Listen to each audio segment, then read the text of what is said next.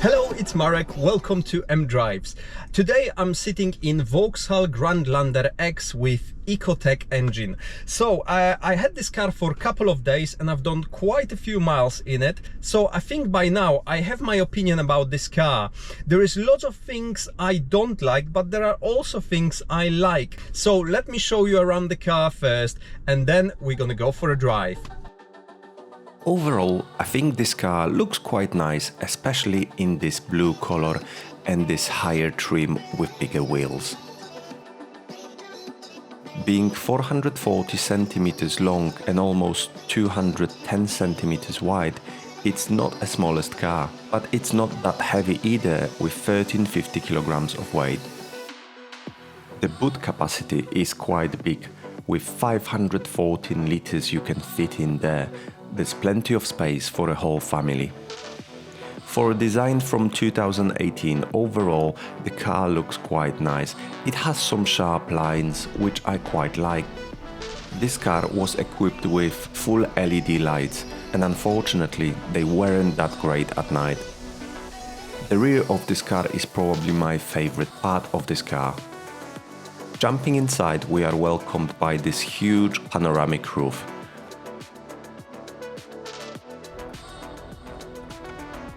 The dashboard is made from some kind of soft material and it looks decent.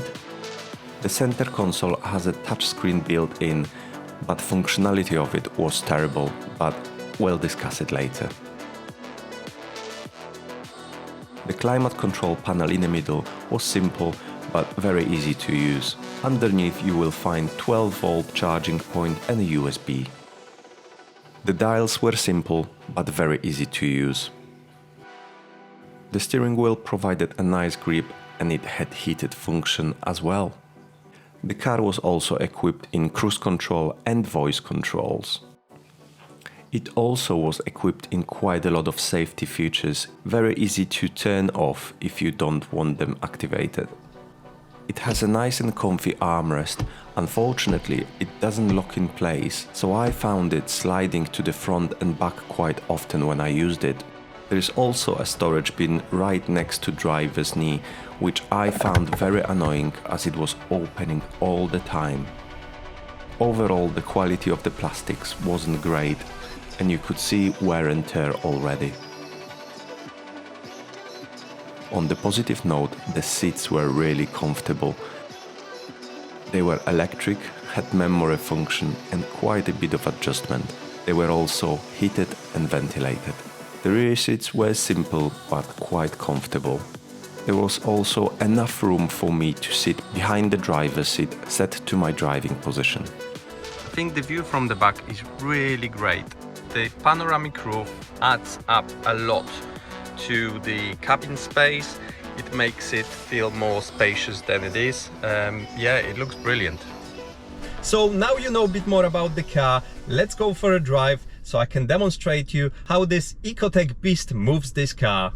So the car has electronic handbrake. It releases it when you engage the gear and let off the clutch. However, it's not as smooth as, for example, in our Audi Q2, where it's seamless. Here you have to engage the clutch bit more, actually, add a bit of acceleration for the car to let it go, which isn't very nice once you got used to something which works as seamless as Audi electric handbrake. Right.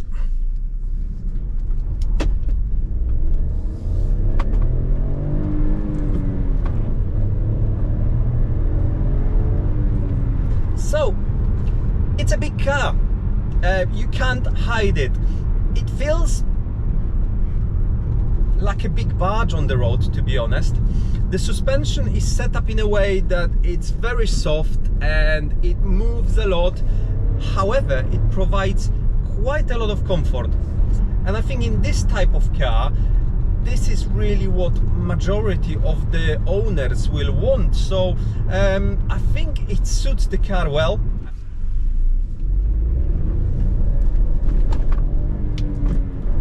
So the engine,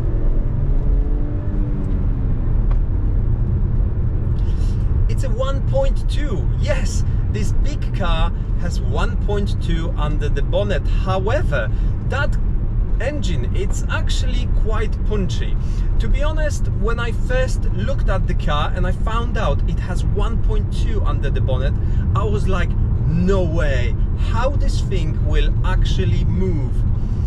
To be honest, I was nicely surprised. The engine is quite flexible. It has quite a bit of torque. It has only 3 cylinders as well, so it actually sounds quite sporty, you could say. Definitely sounds more engaging than 4-cylinder engines with small capacity. So when you're on it, it actually purrs quite nice. In terms of the power delivery, it's actually quite nice up to 5,000 RPMs, where it totally runs out of puff.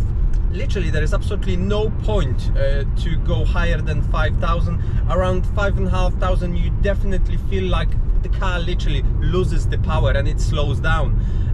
It's that bad actually. When you get towards 6, it feels like a cutoff. So yes, it's nice and punchy down low in the rev range. You can easily drive this car around 2,000 RPMs to get nice MPG. So what I thought would be a horrible combination with this size of the car, it is actually quite good. And that leads nicely to the next topic of MPG, so miles per gallon. The car delivered 42 miles per gallon over last couple of days, and I've done about 130 miles in a mixed cycle. So I've been on motorway doing about 70 and slightly more. I've been in town a lot, so I've done all the driving you could possibly do. So I think that is the real figure, around 40 few miles per gallon in this car, not a problem. Even in town, when you're gentle with it, you can do 40 miles to the gallon, which I think it's a fantastic for this size of the car. In terms of efficiency during longer drives on the motorway, I'm happy to report that you can easily do 50 miles to the gallon, and if you're on some kind of A roads where you're doing around 50 to 60 miles per hour and you're gentle with it, you can definitely do more than 50. The visibility in the car is quite good. The glass around you is quite big. You have massive mirrors, so they provide great visibility to the back of the car. The only bad thing about visibility is the view to the rear. The car is quite long, the rear window is quite small, so there's not that much you can see through it, and unfortunately this car doesn't have any reversing cameras, which I find weird. So let's try to accelerate quickly in this car. There's no launch control or anything, so I'm just gonna engage first gear and yeah, just go.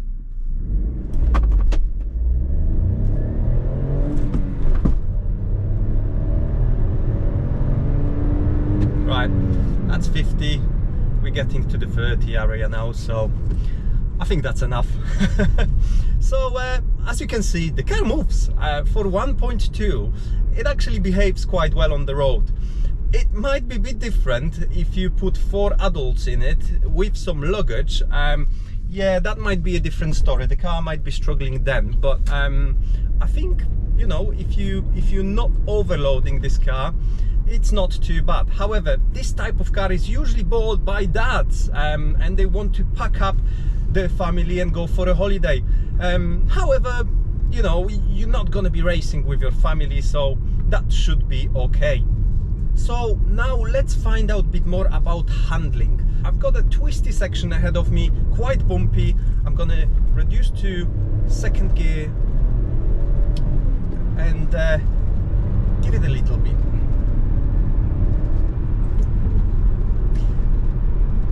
I have to say, this is probably the most comfortable car I've been in on this road. It is extremely bumpy and the car takes it well.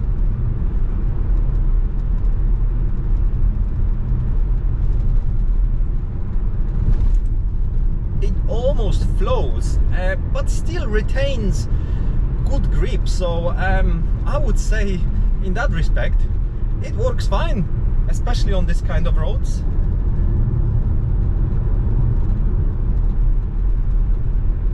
You have to be prepared that the car moves on the road, it flows, but if you're my regular viewer, you know this bit of road, you know how bumpy it is in my car and many other cars I've tested, and in this one it's just dream. Honestly, I'm just flying here without feeling much through the suspension, which unfortunately brings me to another bit more negative topic, which is steering. Do not expect any feel through the steering. I mean, this car, it's just, you can steer it with one little finger, with your pinky. Honestly, it's ridiculously light, and there is absolutely no difference whether you drive slowly or fast. It's just extremely light without any sense getting through to your fingertips, through the steering wheel. There's just nothing. You're completely disconnected from the wheels. You don't know what they're doing, apart from the fact that they're just turning when you ask them to. So unfortunately, yes, that's one big negative from me. I mean, obviously it's a different class, but let's say BMW X5 I had, that, you know, still provided you with really nice feedback through the steering wheel, despite the fact that it was a massive car. But obviously this is completely different category of car, completely different price bracket. Now, what probably frustrated me the most with this car is the build quality, and this is a huge letdown.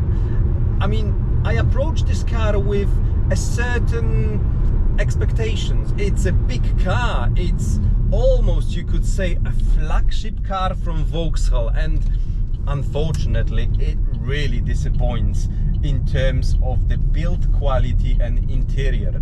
From one side you have leather steering wheel, you have leather seats which are heated and cooled. Cool, isn't it? Unfortunately, this is probably the only positives I can tell you about this interior. I mean, everything, it's plastic, and it's nasty plastic. I mean, this is the dash is sort of soft, with the imitation of stitching, so this is probably the only bit of plastic which looks okay. The rest of it, it's absolutely horrific. This little storage unit here opens itself all the time. I'm not joking. Every 5 to 10 minutes I have to close it. It's made of exactly the same materials as Corsa, which is probably 3 times cheaper than this car. I mean, I had a Corsa and these materials were fine because you're buying a car for pennies. If you're buying Grandlander, you would expect a bit more. Everything rattles. You touch the doors, everything rattles. I get rattles from the roof area all the time. You can probably hear it. Yeah, they are there all the time. This car covered 30,000 miles, 34,000 miles, and I would expect at least a bit more. It's not a car with a stiff suspension. You would expect some rattles in it. It's a soft and plushy car. It shouldn't be like that, but unfortunately it just screams cheap to you. Wherever you touch, wherever you push, it just cheap, unfortunately. The next negative, it's gearbox. I mean, it's ridiculously bad. It's so loose, there is absolutely no precision. You have to guess when you're engaging the gears if it's in, if it's not. You can't really tell if you're in the third or the fifth or second or fourth. It is absolutely, it's ridiculous. Even when it's in gear, it just moves so much. Yeah, absolutely horrible gearbox. Maybe you can get used to it, but yeah, it's just not something I would want in my car. even Corsa I had a couple of years ago wasn't as bad as this. This is just ridiculous. The dials are absolutely fine, they are clear, nothing special. About 2-inch screen in the middle, which gives you all necessary information when you're driving. But unfortunately, I can't say the same about the infotainment, or however they call it. It has this roughly 7-8 inch screen in the middle built into dash, but it feels like Vauxhall looked at the competitors and thought, right, our competitors have big screens in their cars, let's put one in there. So they did. Unfortunately, they didn't think about giving it some kind of software. You have a couple of buttons where there are some functions, but there's absolutely no menu. You have a touch screen, but there are not many settings you can actually change. So another massive negative from me, to be honest. That takes me to probably last topic, which is audio system in this car. It is so bad. I mean, it is ridiculously bad. I think it's the worst system I've ever heard in any car, and to be honest, I think even my Corsa had better audio than this.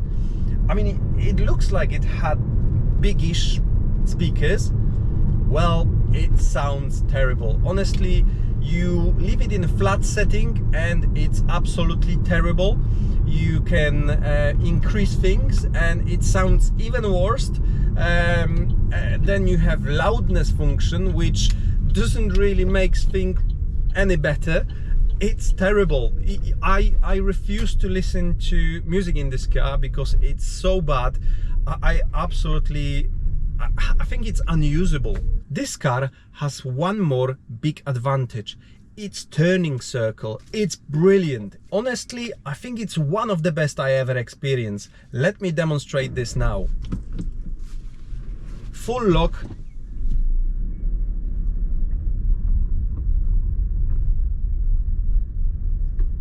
And it's done. It's really great, especially in this size of car. Not something I was expecting. So, a quick summary. What do I think about the car? To me, the Vauxhall went too far with the spending cuts to keep the price low.